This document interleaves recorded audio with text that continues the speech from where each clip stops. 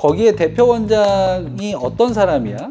강남에이스 안과 대표 원장은 신경훈 원장님이야. 백내장과 굴절 교정 수술 분야에서 풍부한 경험을 갖고 계시고 환자 맞춤형 진료로 신뢰를 얻고 있어. 그래, 괜찮다.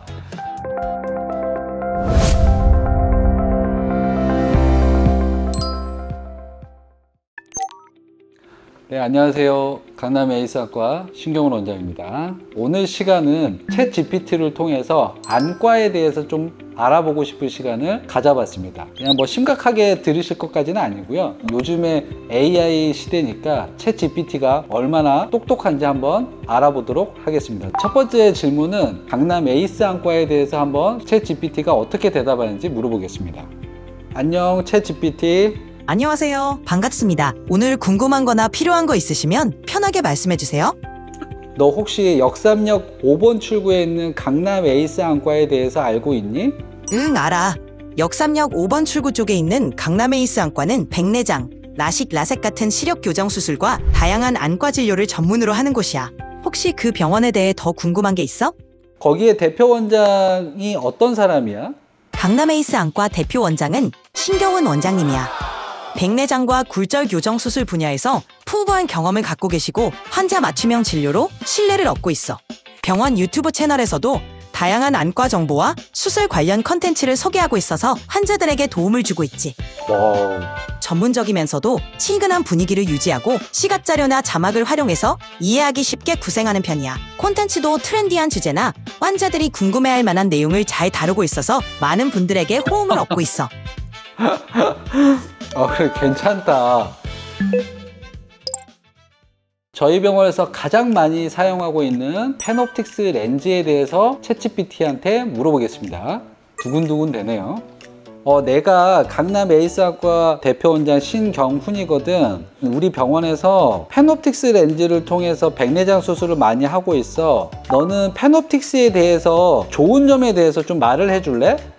패놉틱스 렌즈는 다초점 인공수정체로 백내장 수술 후에 원거리, 중간거리, 근거리 시력을 모두 개선해주는 게 큰 장점이에요. 특히 컴퓨터 작업이나 독서 같은 일상 활동에서도 선명한 시야를 제공하니까 안경 의존도를 줄일 수 있다는 점이 환자분들께 큰 매력으로 다가가죠.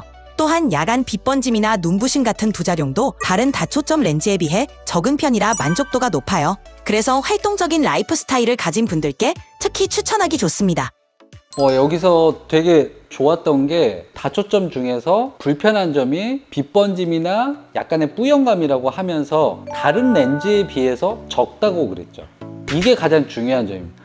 모든 렌즈들은 좋은 점이 있지만 단점이 있다고 했습니다. 근데 이 패놉틱스 렌즈는 그 단점 중에서 빛번짐이나 뿌연감이 다른 렌즈에 비해서 적다는 거. 그래서 제가 이 렌즈를 많이 사용하는 이유 중에 하나예요. 그러면 패놉틱스 렌즈의 단점은 뭐야?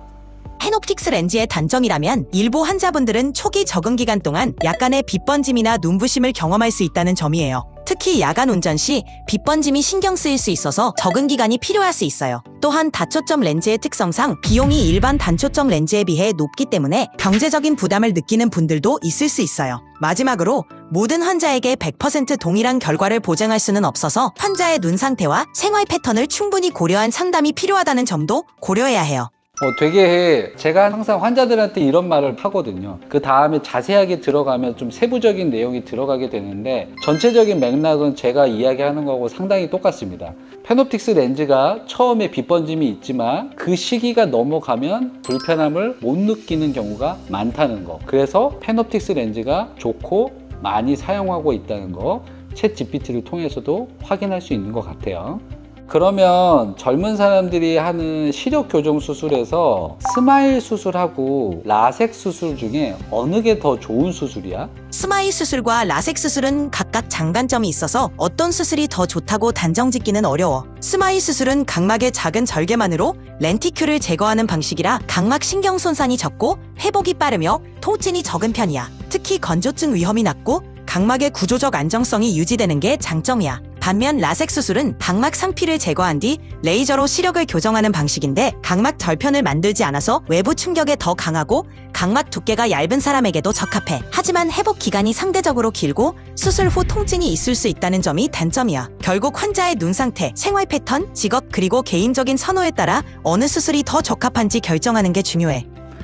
네, 되게 제가 환자분한테 이야기해드리는 거하고 되게 비슷하게 말을 해주고 있는데, 자, 우리나라에서 지금 스마일 수술을 많이 하고 있습니다. 스마일 수술은 각막 실질의 중간 부분에 렌티큘을 제거를 하는 거기 때문에 좋은 점은 통증이 없고 회복이 빠르지만 결국 라식 수술과 같이 잔여 각막이 적게 남는 거, 따라서 각막이 얇거나 깎는 양이 많은 경우에는 차후에 후유증이 생길 수 있는 위험성이 있습니다. 반대로 라섹 수술은 각막의 상피를 제거하고 레이저를 하기 때문에 통증이 있고 회복 기간이 이틀에서 3일 정도지만 좋은 점으로는 각막의 위쪽을 깎는 거기 때문에 수술 후에 잔여 각막이 많이 남아서 안정성이 뛰어나다는 거죠. 그래서 항상 모든 거는 동전의 양면이 있는 것처럼 장점과 단점이 있습니다.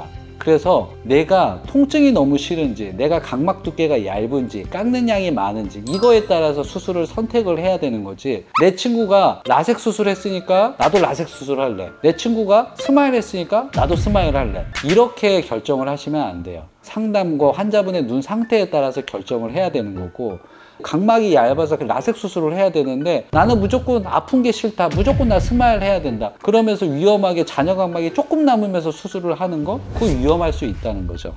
그 이야기를 해주고 있고요. 아주 똑똑합니다.